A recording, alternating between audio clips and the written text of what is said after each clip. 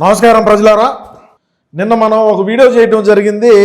ఏందిరా అంటే మద్యం స్కామ్లో చెవిరెడ్డి మోహిత్ రెడ్డి అదేవిధంగా సజ్జల భార్గవ్ రెడ్డి ఏ విధంగా వాళ్ళు డబ్బులు సంపాదించినారు, వాటిని ఏ విధంగా ఆస్తుల రూపంలో కూడబెట్టినారు, ఎన్ని కోట్ల రూపాయలు సంపాదించినాడు అనేది మనం మాట్లాడుకోవడం జరిగింది. అందులో భాగంగా చెవిరెడ్డి మోహిత్ రెడ్డిపై ప్రశ్నల వర్షం అయితే కురిపించినారు నిన్న విచారణలో.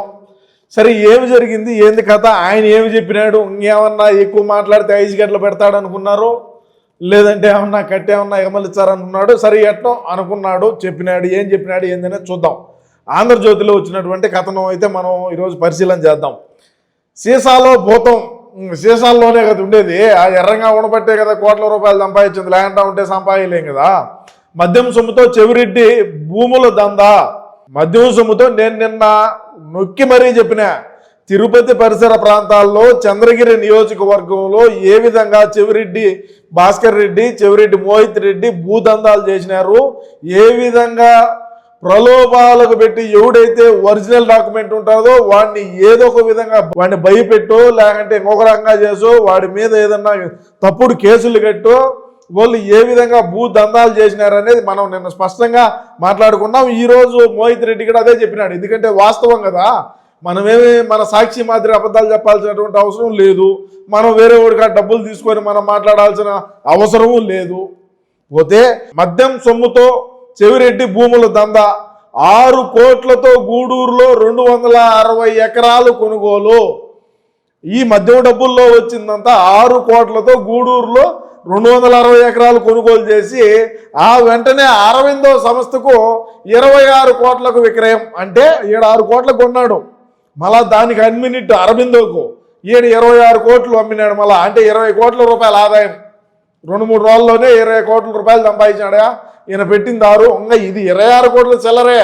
సజ్జల భార్గవ్ రెడ్డిని విచారణ చేసి ఏం బయటకు వచ్చాయో చూడాలా. ఇప్పుడు మోహిత్ రెడ్డి చెప్పింది ఒకటే కదా, సజ్జల భార్గవ్ రెడ్డి ఉన్నాడు, ఇంకో ఆయన ఉన్నాడు, అందరూ వచ్చారు బయటికి. తిమ్మింగళాలల్లా తిని ఇష్టానుసారంగా జల్సాలు చేసుకొని మీ ఇష్ట ప్రకారం చేశారు. ఈరోజు ఖచ్చితంగా రాష్ట్ర ప్రజానీకానికి అదేవిధంగా చట్టానికి ఎవరు చుట్టం కాదు, మనం అందరి కక్కిచారులే ఉండండి. ఆ డబ్బుతోనే తిరుపతి పక్కనంతా కూడా భారీగా భూములు కొనుగోలు చేసినారు, చంద్రగిరి నియోజకవర్గంతో సహా. నేను గతంలో చెప్పినట్టుగా తిరుపతి పరిసర ప్రాంతాల్లో బ్రహ్మాండంగా చెవిరెడ్డి భూదందాలు, భూదాహము, భూములు అయితే కొన్నాడు. అది ఏదో ఒక రకాన్ని కొన్నాడు, కొనడం అయితే జరిగింది. పోతే తొడా నిధులతో రోడ్లు, మౌలిక వసతులు, లేఅవుట్లు వేసాడు బా. ఇప్పుడు తొడాకు సంబంధించి ఇప్పుడు ప్రస్తుతం తొడా ఎవరైతే ఉన్నారో చైర్మన్, ఇంకా ఆయన చెప్పాలా ఏ విధంగా అవినీతి జరిగింది, ఏ విధంగా అక్రమాలు చేసినారు, ఏ విధంగా తొడా నిధులను ఏ విధంగా దారి మళ్ళించినారు. అంటే తిరుపతి చుట్టుపక్కల ఉండేటువంటి నీ భూములకు, నీ లేఅవుట్లలో తొడా నిధులతో మౌలిక రోడ్లు వేసుకుంటూ ఇంకొక రకం మౌలిక సదుపాయాలన్నీ పెట్టి లేఅవుట్లు వేసి ఫ్లాట్లు విక్రయంతో 100 కోట్ల రూపాయలు సొమ్ము తీసుకున్నాడు ఈ చెవిరెడ్డి. నేనేమి చెప్పేది అవాస్తవాలు కాదు.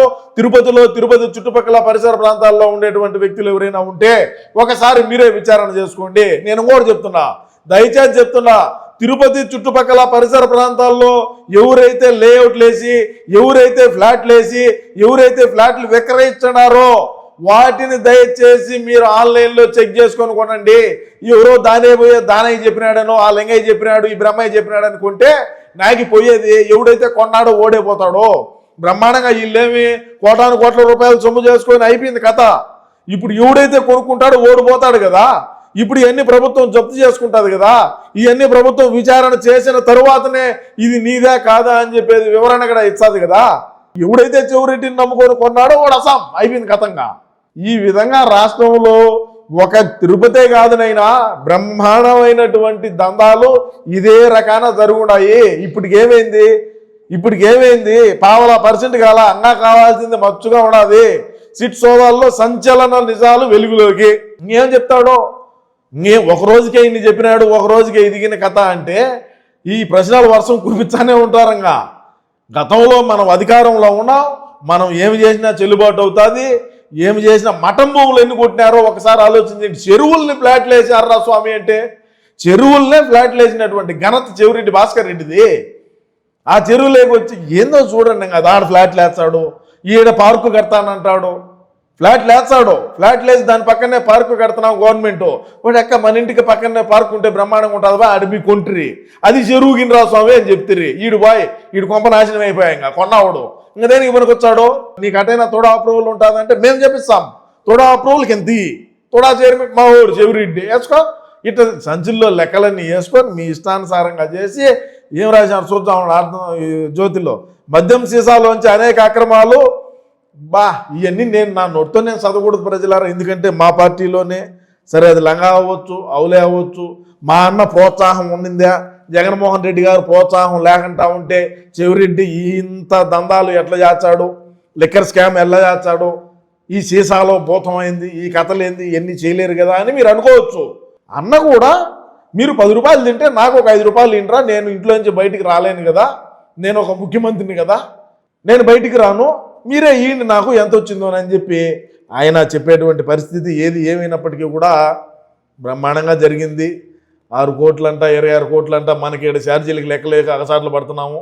షేర్ ఆటో ఎక్కాలన్నా ఓడు ఇంతకుముందు 10 రూపాయలతో పోయేవాడు ఇప్పుడు 20 రూపాయలు అడుగుతున్నాడు. దానికి కూడా మన దగ్గర లెక్కలు లేకుండా ఇబ్బంది పడతా ఉంటే వీళ్ళేమో కోట్ల రూపాయలు మింగితిరి.